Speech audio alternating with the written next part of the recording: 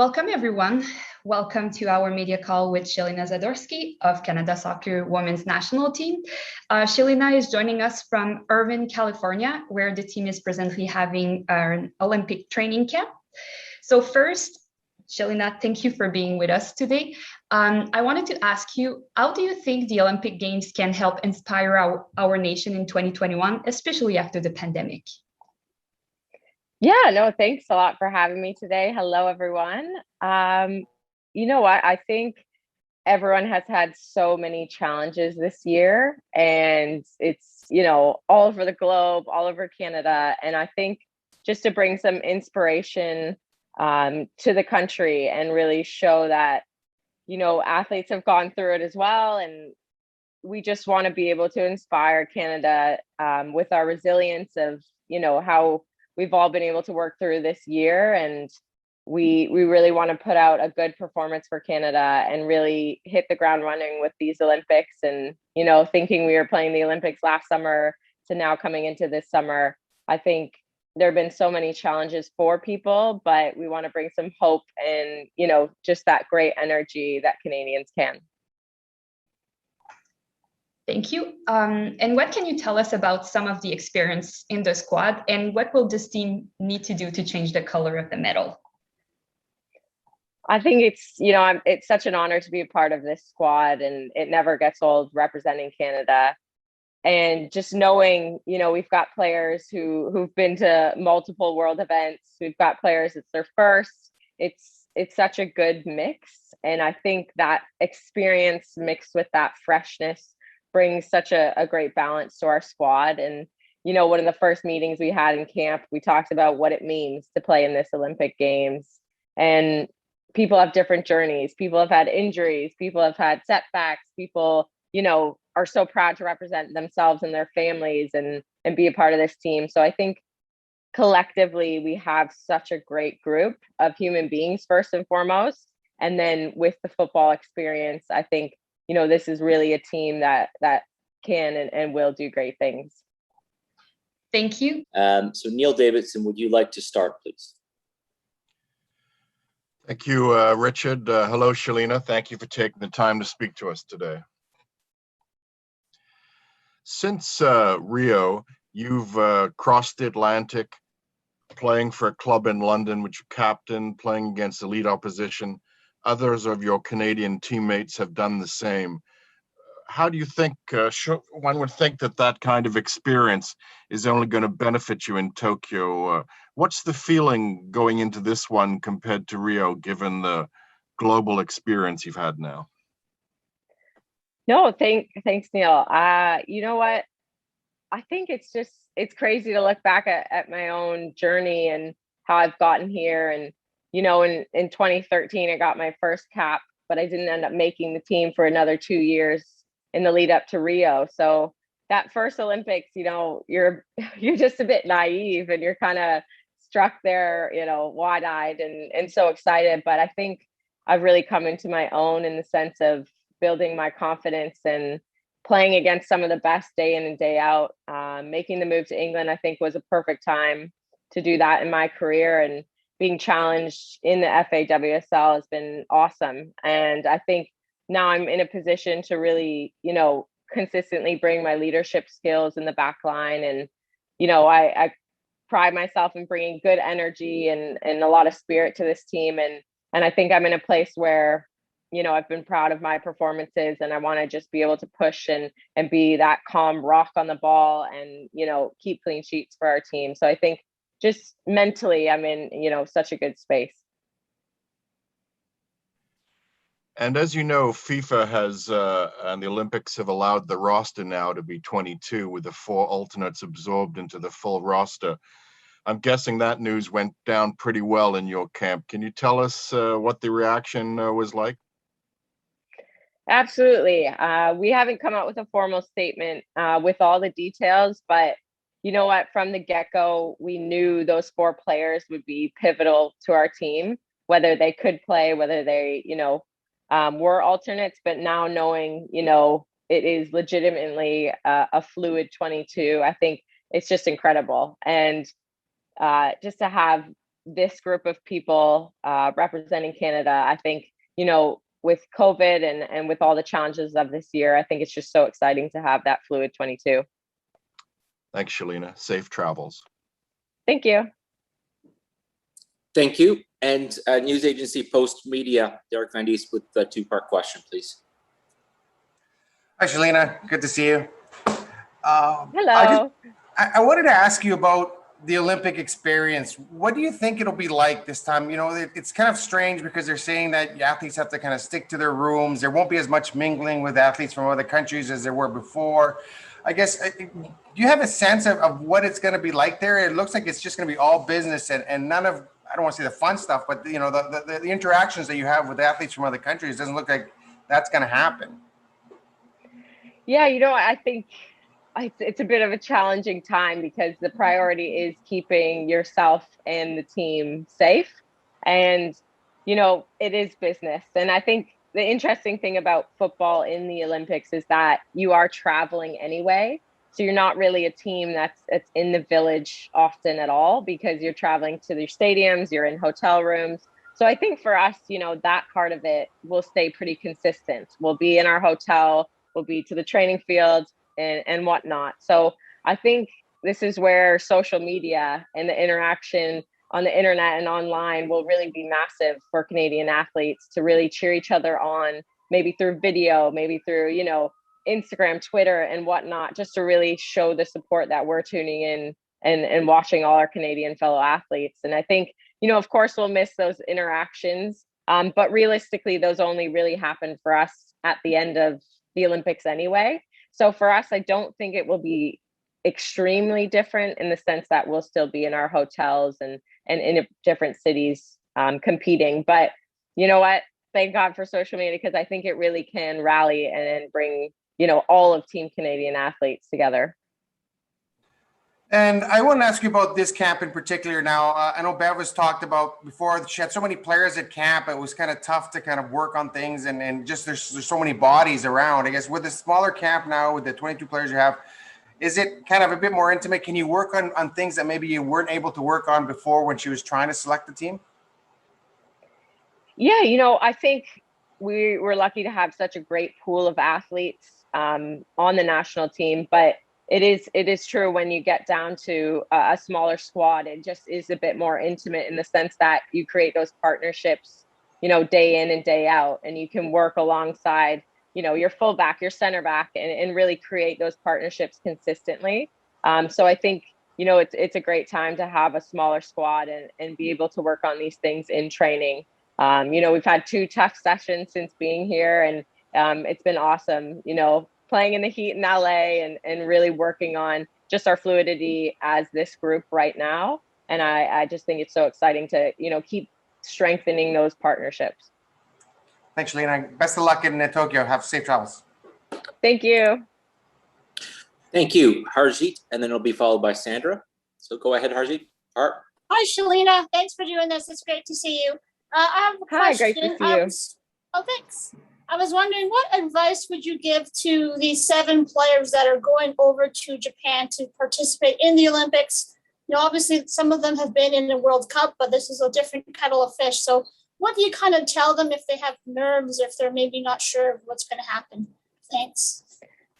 Yeah, I think, what? The best thing about this team is that it truly is like a family. And I think we've all had experiences where it is our first time. And I think we have a really open dialogue about the pressures of playing for your country. But we also know that it's a time to enjoy it, and teams that enjoy it will get the best out of their performance. So I think it's really great to see that Bev's come in and said one of the main things is that we do enjoy these, 39 days together, so that we can get the best out of each other. And I think, when we look around the room and we share advice, it really is just to be present, because there's so many uncontrollables, but what you can control is being the best version of yourself, every minute of every day, showing up to the training sessions when you're tired and getting the most out of it, playing your role, whether you're a starter or a finisher. And I think we have such a great group, and people are willing to be there, and you can lean on anyone in the group. So I think, we have a good balance for those that will feel nerves. And you know what, I'll still feel nerves, but I embrace it, and I kind of turn it into excitement. Thank you very much. Sandra, followed by Patty. Thanks, Richard. Hey, Shelina, hope you're doing well. One of the questions I was curious to ask you about, something Desiree talked about a couple of days ago, was the fact that she's a player who really feeds off the energy of the crowd. And you're going to be in a different scenario in Tokyo where you're not going to have the crowd. So how are you guys and yourself approaching that kind of a situation?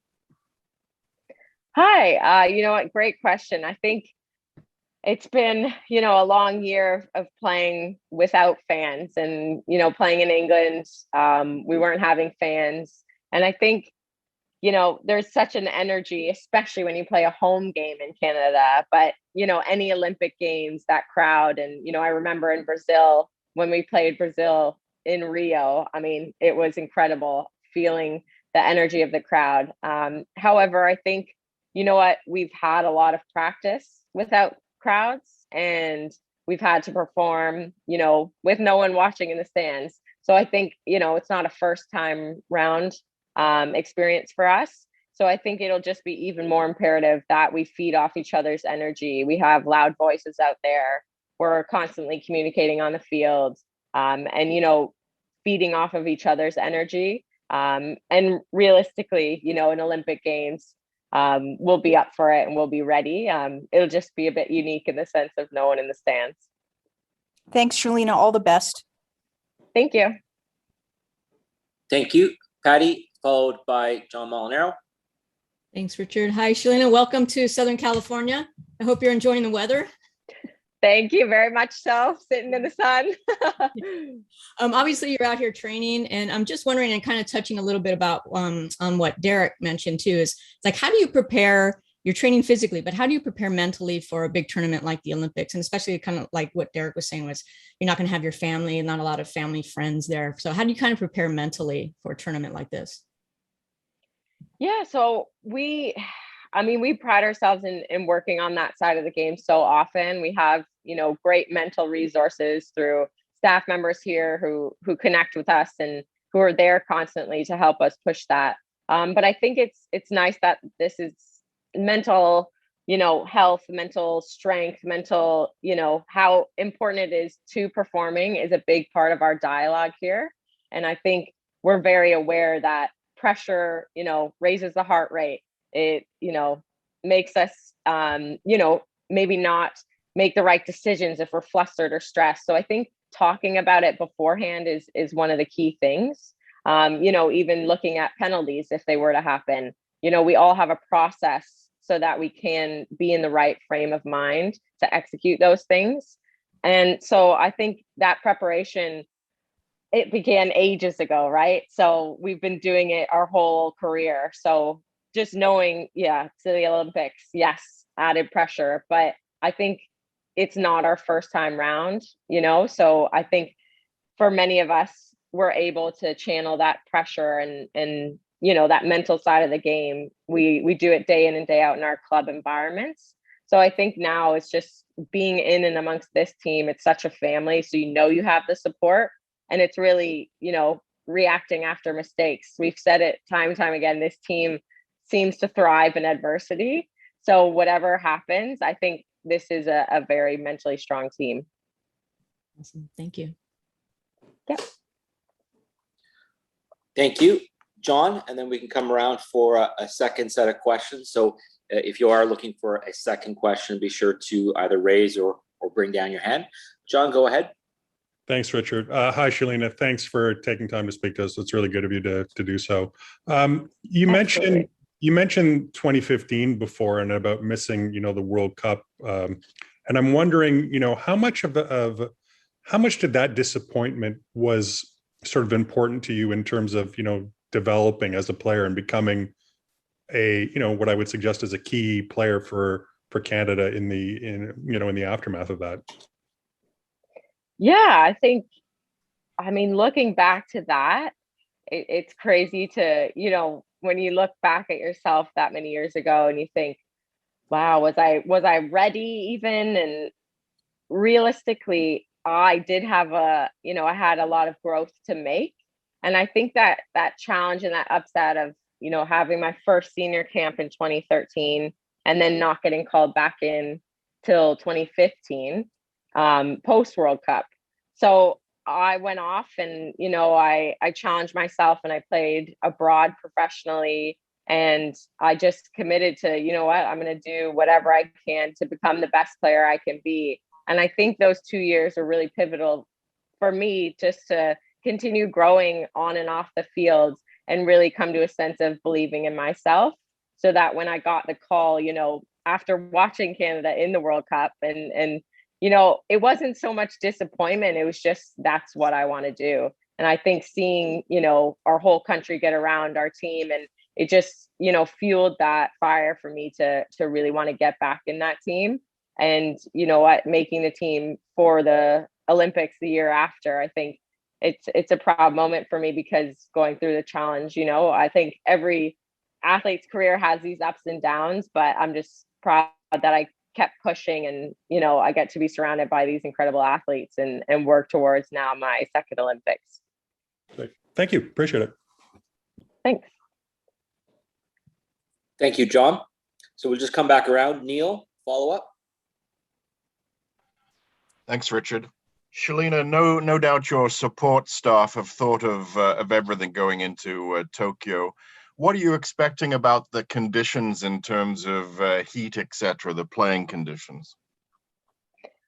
Oh yeah, we're expecting the heat. That is for sure. We know this is set to be, if not the warmest Olympics yet. So we know with the humidity, with the heat, it will be, very, very difficult playing conditions.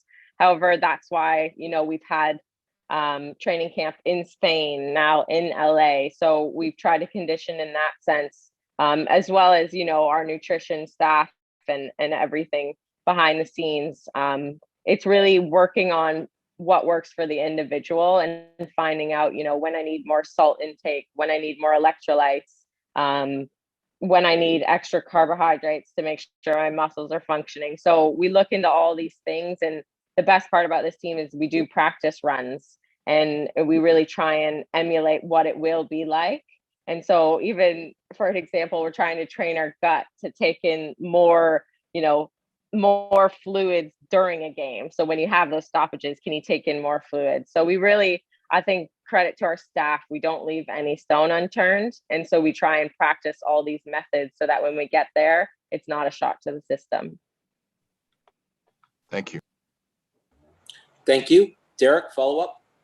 Yeah, Shelina, I was just wondering if you can give me a thought on your opponents, on your group. I guess what are some of the challenges of getting out of this group? Obviously, you're playing the host, and then you're playing a pretty good team in Great Britain and kind of an unknown in Chile. Can you just give me your thoughts on your group going into the Olympics?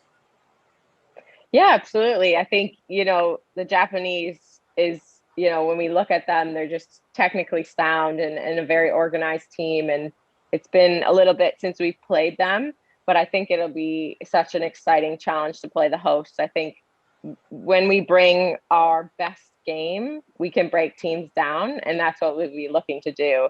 However, with that said, we'll have to be so sound defensively because they are so good with the ball. So I think that would be a really great first game. And then looking to Great Britain, I mean, we obviously just played England, and it was a battle, and we were really happy to get that win.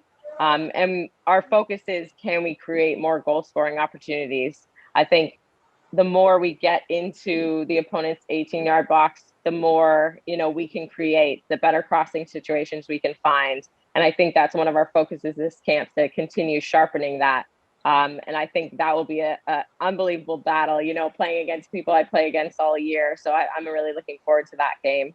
And then Chile, the South American side, they'll be technical, they'll be scrappy. I think, it'll be an exciting new challenge, I guess, because we haven't faced that in a little while. But I think every game is so important, and we'll just have to take it one game at a time. And I'm really looking forward to it.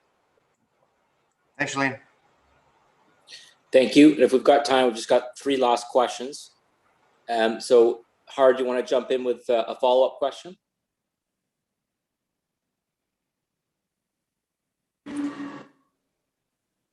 yes, I would love to jump in with a follow-up question, Richard.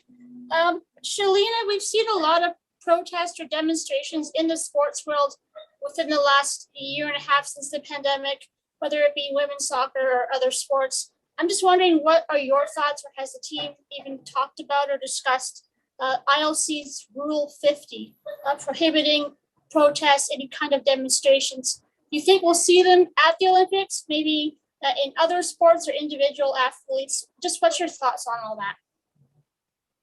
Yeah, I think, you know what, as a team, we've really committed to becoming more educated on some of the global issues that we see arising, issues that we see in our country, issues that affect, you know, some of the individuals on this team particularly. So I think one of the first and foremost things we look at is really being educated, in the sense that we have a lot to learn.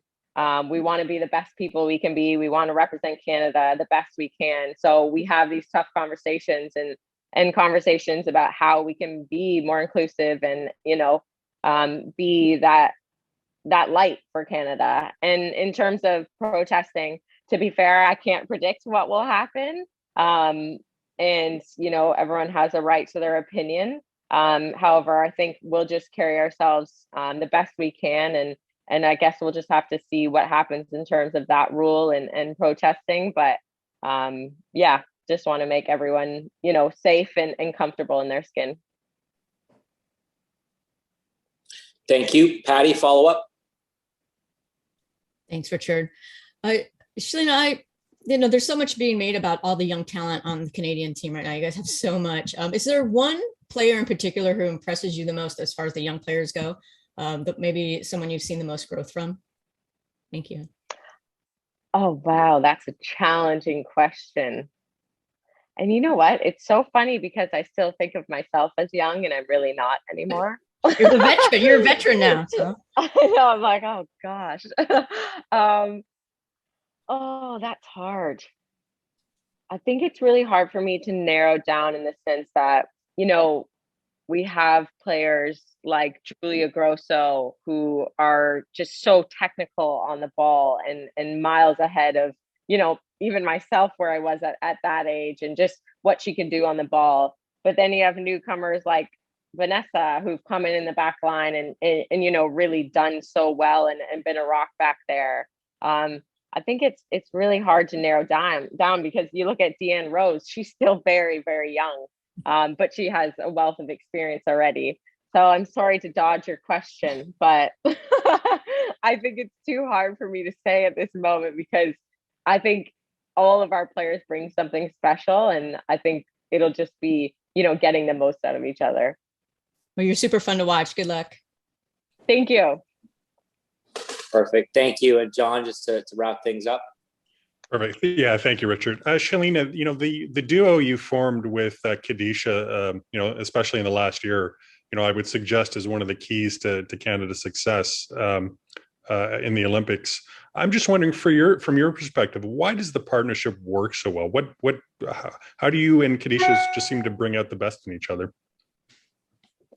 No, I appreciate that. I think I've been able to learn so much from Khadisha. And, you know, I watched her in the 2015 World Cup and, you know, be the young player of the tournament. And I think she just has this fearlessness about her that it just, you know, it just really emulates right off of her. And it's very easy to kind of get into that zone with her.